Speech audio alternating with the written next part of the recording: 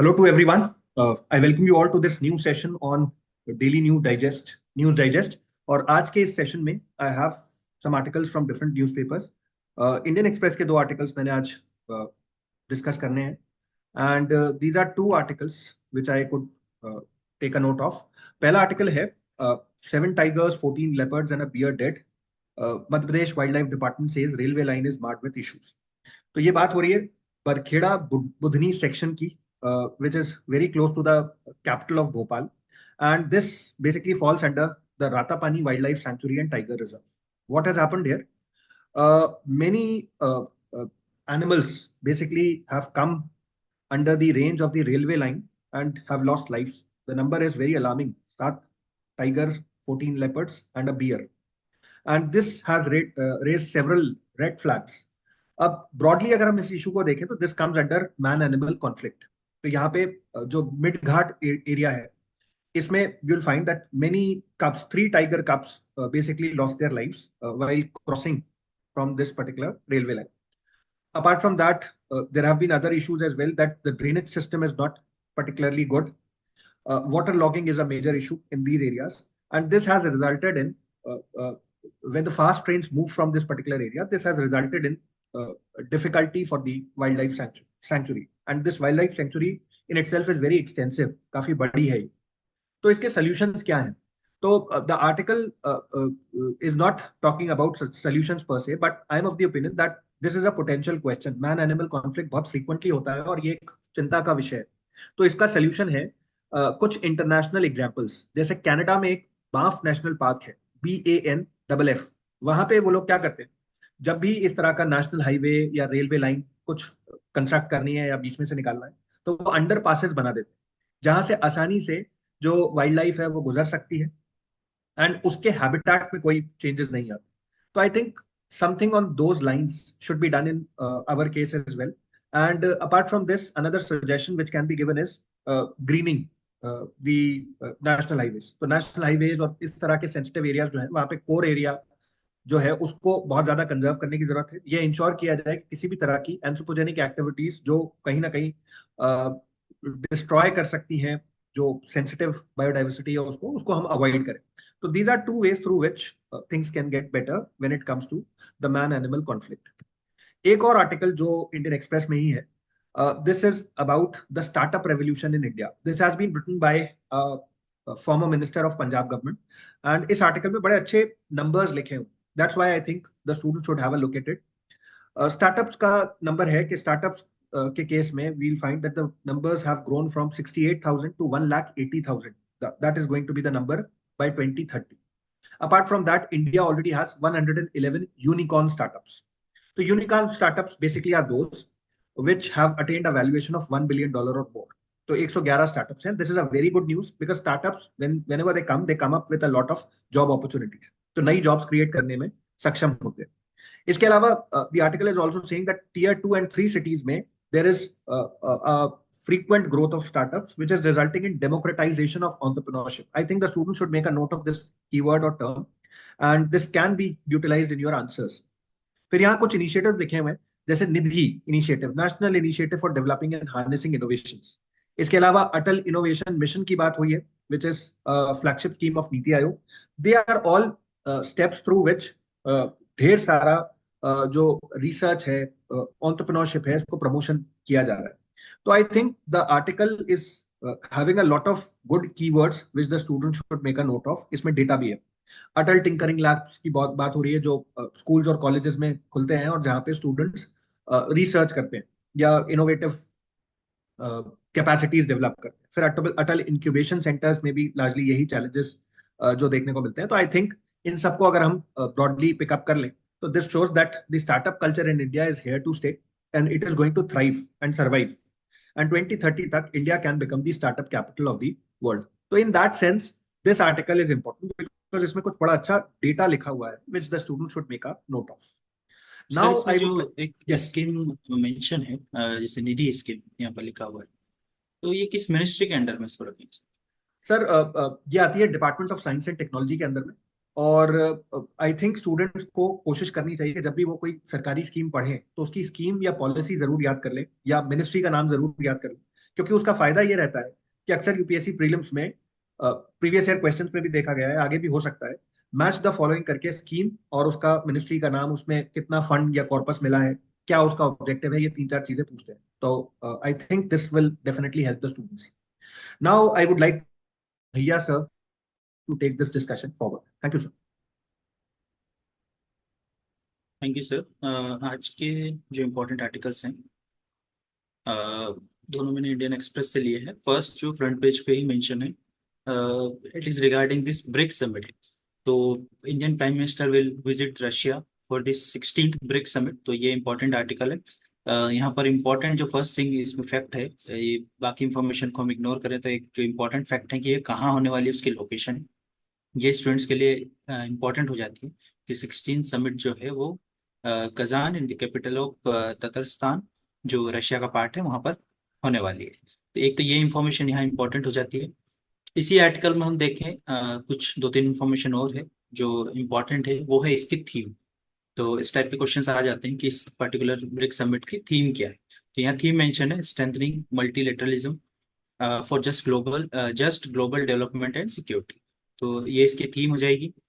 क्या क्या अपॉर्चुनिटीज ये वैल्यूबल अपॉर्चुनिटी ये ऑफर करता है, ये भी यहाँ पर मेंशन है। जो मिनिस्ट्री ने बताया है, to assess the progress of initiatives launch by BRICS and to identify the potential areas for future collaboration. एक और चीज जो इंपॉर्टेंट है कि हमें ब्रिक्स के बारे में पता होना चाहिए, जो ग्रुपिंग, जिसमें पहले सिर्फ Brazil, Russia, India, China and south Africa थे, जो अब एक्सपांड हो गया है और इसकी नई कंट्रीज कौन कौन सी है। तो इसकी मेंबरशिप पे क्वेश्चन पहले भी प्रीलिम्स में यूपीएससी पूछ चुका है अलग अलग बॉडीज में कि इंडिया किस किस का मेंबर है, या इसके which of the following are the member of this particular body.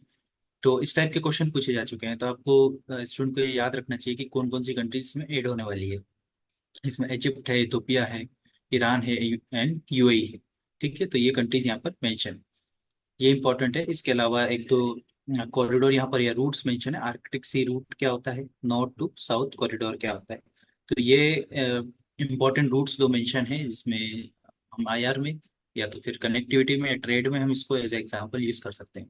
तो ये इंपॉर्टेंट होगी इस आर्टिकल में जो चीजें सर ये ब्रिक्स से किस तरह के क्वेश्चंस बन सकते हैं प्रीलिम्स या मेंस में? थी।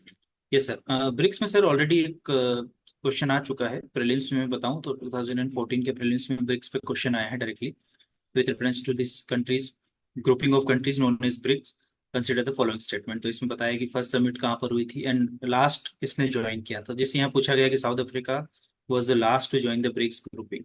इसी टाइप से हम अब नई कंट्रीज ऐड हुई है तो फिर से ऑप्शन बन सकते हैं कि अभी लेटेस्ट कौन ऐड हुआ है, सबसे लास्ट में कौन ऐड हुआ है, पुराने मेंबर्स कौन है, और इस साल की समिट है तो वो कहाँ हो रही है। तो इस टाइप के ऑप्शंस बन सकते हैं। तो ये क्वेश्चन इसमें आते रहे हैं इस इन ग्रुपिंग्स पे। तो ब्रिक्स में क्वेश्चन ऑलरेडी आ चुका है और भी आ सकता है इस पे क्वेश्चन। नेक्स्ट आर्टिकल जो है इंडियन एक्सप्रेस का, वो है इसके एडिटोरियल पेज पर, जिसमें डिस्कस किया गया है जो रिसेंटली गवर्नमेंट ने एमएसपी अनाउंस की है। तो उसमें कुछ हाइक किया है एमएसपी पे। तो उस एमएसपी के क्या इम्प्लीकेशन हो सकते हैं, एमएसपी हाइक हाइक के क्या इम्प्लीकेशन हो सकते हैं, उसके बारे में यहाँ पर ओपिनियंस दे रखा है। तो कुछ डाटा भी है इसमें जो काम का है, वो है फॉर एग्जाम्पल अभी कितना हुआ है एमएसपी। वीट को हम कंसिडर करें तो वीट का एमएसपी कितना है। उसके अलावा यहाँ पर मेंशन है कि कितना स्टोरेज हमारे गोडाउंस में है, कितना हमारे पास फ्यूचर के लिए स्टोरेज है, और रीजन क्या था एमएसपी राइज करने का, एमएसपी को बढ़ाने का। ऑलरेडी यहाँ देखा गया है कि मार्केट प्राइस जो है इसकी वीट की वो ऑलरेडी हाई है, तो और वो एमएसपी से भी ज्यादा है अभी करंटली मार्केट प्राइस देखा जाए तो उसके बावजूद भी हमने इंक्रीज किया है। तो उसी के रीजंस पे यहाँ डिस्कस किया गया है। ये जैसे यहाँ पर मेंशन है कि if open market price are high that should be the incentive enough for the farmers to sow more areas. तो what is the reason for the government. तो उसमें यहाँ पर मेंशन है कि जो स्टॉक है वो लास्ट ईयर के कंपेरिजन में हम देखें तो स्टॉक का अभी लोवेस्ट है कुछ साल का हम कंपेयर करें तो सिंस 2008। तो वीट का हम कंपेयर करें एक्सेप्ट 2022 एक ईयर ये एक्सेप्शन है। इसके अलावा जो स्टॉक है वो कम है, इसके कारण ये एक रीजन हो सकता है। उसके बाद low stock and overall availability are the concern. तो government should simply allow duty free import. तो ये बोल रहा है कि हम सिंपली उसके लिए ड्यूटी फ्री इंपोर्ट भी अलाउ कर सकते हैं, क्योंकि इसके एमएसपी हाइक के बहुत सारे नेगेटिव इम्प्लीकेशंस हैं। फॉर एग्जांपल इससे इन्फ्लेशन ऑलरेडी जो हाई है फूड इन्फ्लेशन वो बढ़ सकता है, तो रिटेल इन्फ्लेशन पे इस पे इफेक्ट पड़ता है directly.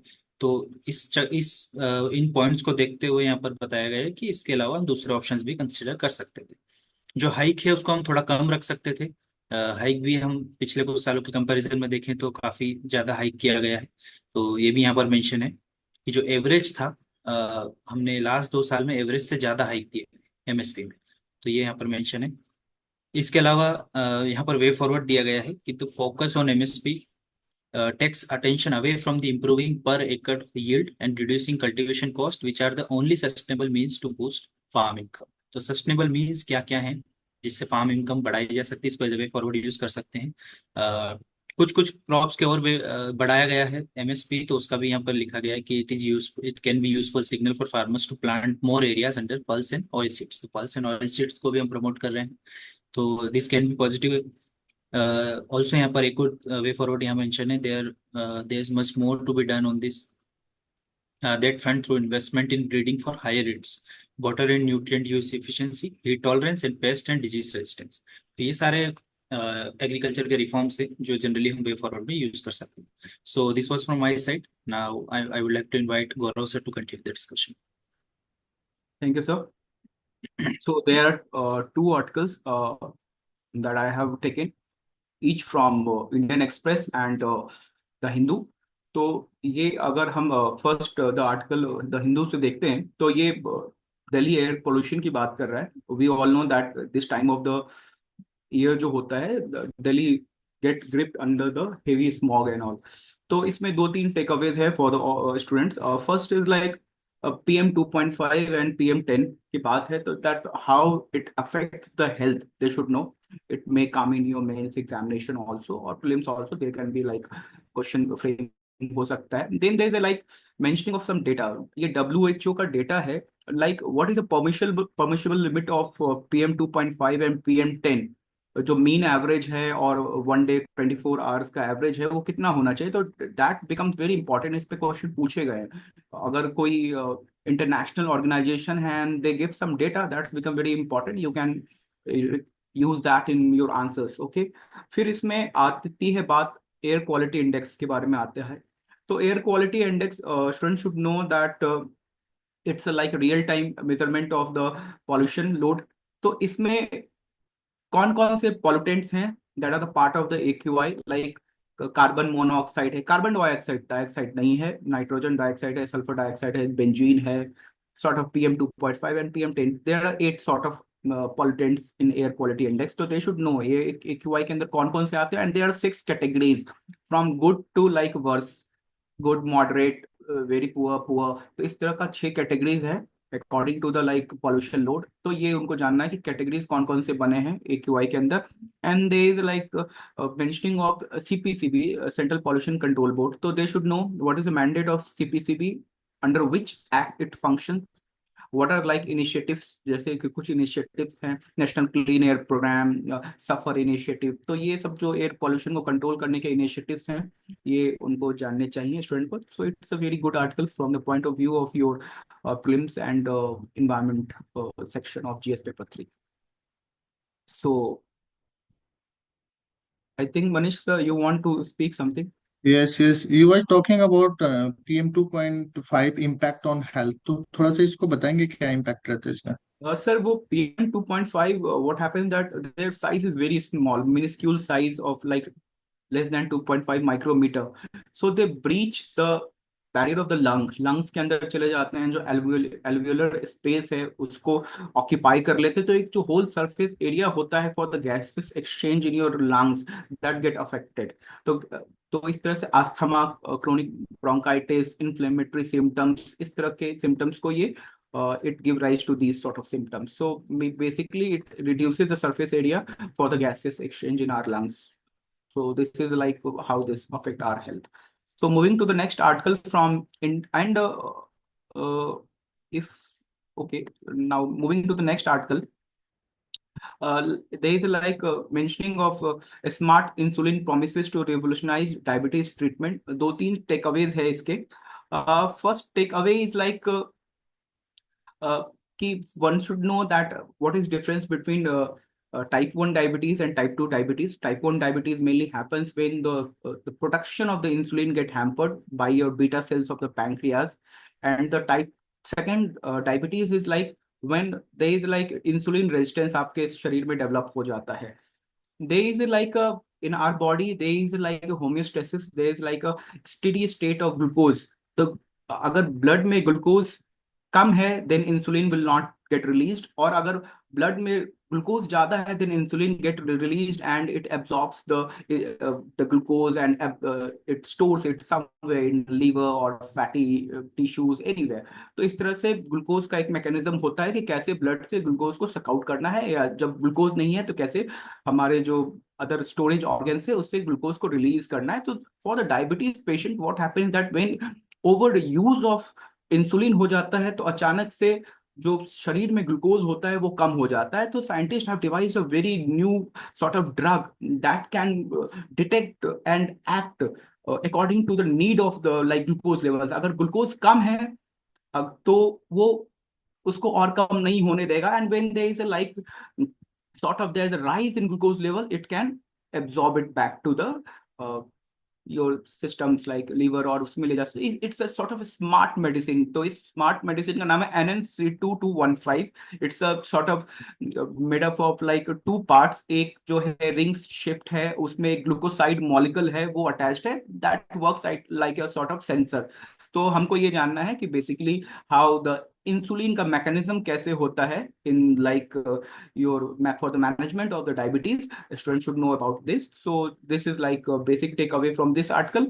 I like to like share some like previous question that was asked as to the जो मैंने पहले वाला आर्टिकल आपके साथ शेयर किया था उससे कुछ क्वेश्चन पूछे गए हैं. I like to share that. For that I will be stopping my just a minute.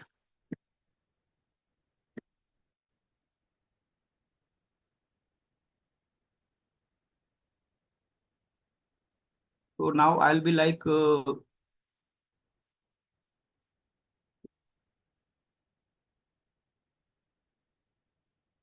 here it is. I hope my screen is visible. You see, according to like ये जो pollution वाला question होता है इससे हर बार question पूछा जाता है. Like in WHO air quality index के बारे में 2022 में क्वेश्चन आया. स्पेसिफिकली पूछा गया है कि PM 2.5 के लेवल पे क्वेश्चन पूछा गया और यही पूछा गया कि WHO के लेवल्स क्या है. तो they should very note this down very carefully कि ये सब बहुत इंपॉर्टेंट है. लाइक फिर मैंने बात करी थी AQI इंडेक्स में कौन कौन से पॉल्यूटेंट्स हैं, उसमें बात हो उसमें कार्बन डाइऑक्साइड दिया है, कार्बन मोनोऑक्साइड दिया है. Carbon dioxide is just for confusing the student. और तीसरा ये है CPCB किस एक्ट के अंदर बना हुआ है.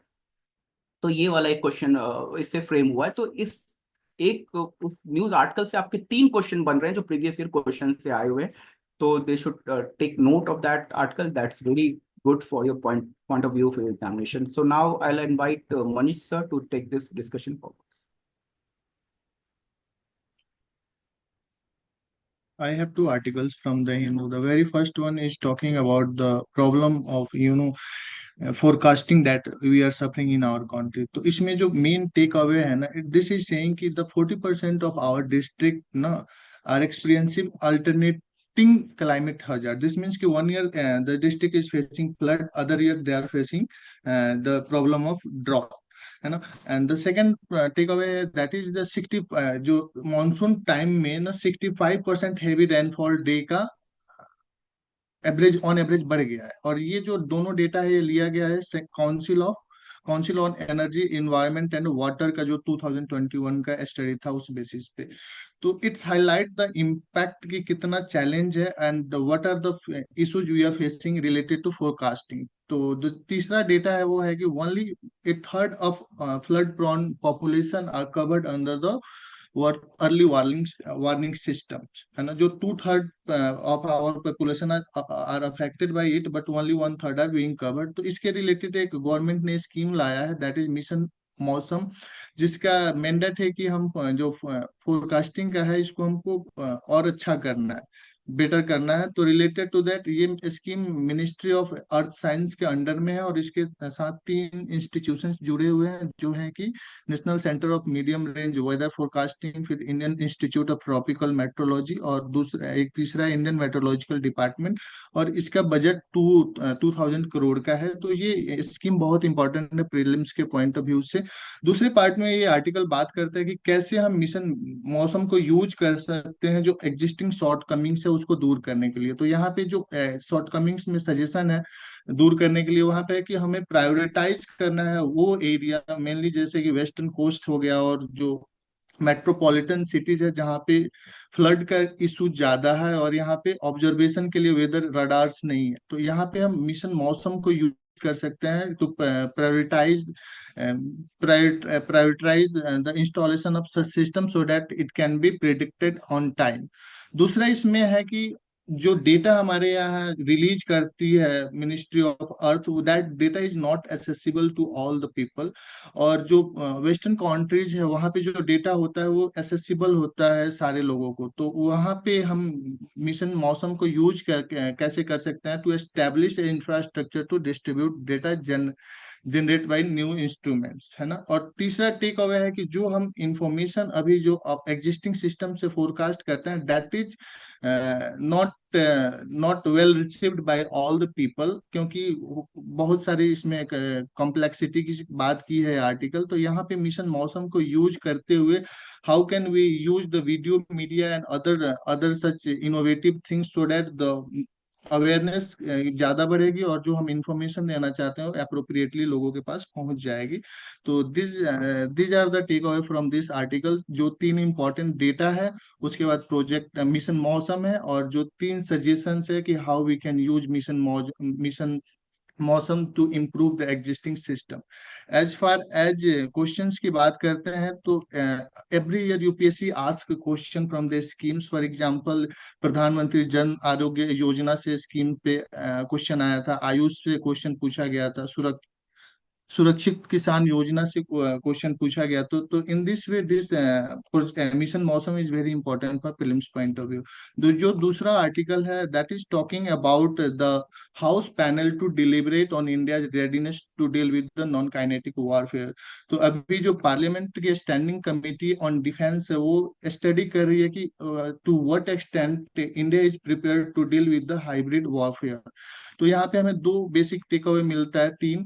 पहला कि व्हाट इज काइनेटिक वॉरफेयर। तो काइनेटिक वॉरफेयर में जो मिलिट्री डिप्लॉय करती है वेरियस रेंज ऑफ वेपन, तो उसको हम काइनेटिक जो कन्वेंशनल वॉरफेयर है उसमें आता है। दूसरा है what is non kinetic warfare. यहाँ पे along with the other weapons we are using many other forms of instruments like cyber information, psychological warfare, drone warfare। तो ये जो दो डेफिनेशन है ये इम्पोर्टेंट है। And the third thing is talking about the counter drone technology. तो ये जो कॉन्सेप्ट हैं, जो दो टर्म्स है, इसको मेंस के पॉइंट ऑफ व्यू से प्रिपेयर कर सकते हैं। तो this is all from this article. Counter drone technology के बारे में थोड़ा आप इलाबोरेट कर सकते हैं? सर इसमें क्या होता है कि we deploy range of solution that allowed to detect and classify and mitigate the threat. For example इसमें हम रडार का यूज कर सकते हैं, इलेक्ट्रॉनिक वॉरफेयर सिस्टम का यूज करते हैं, देन एंटी डिफेंस सिस्टम का यूज करते हैं, डिफेंस एंटी ड्रोन गन्स का यूज करते हैं, ताकि हम जो भी थ्रेट है ड्रोन्स का उसको हम मिटिगेट कर सकें। This is all from my side, and with this I would like to conclude today's session. Thank you all.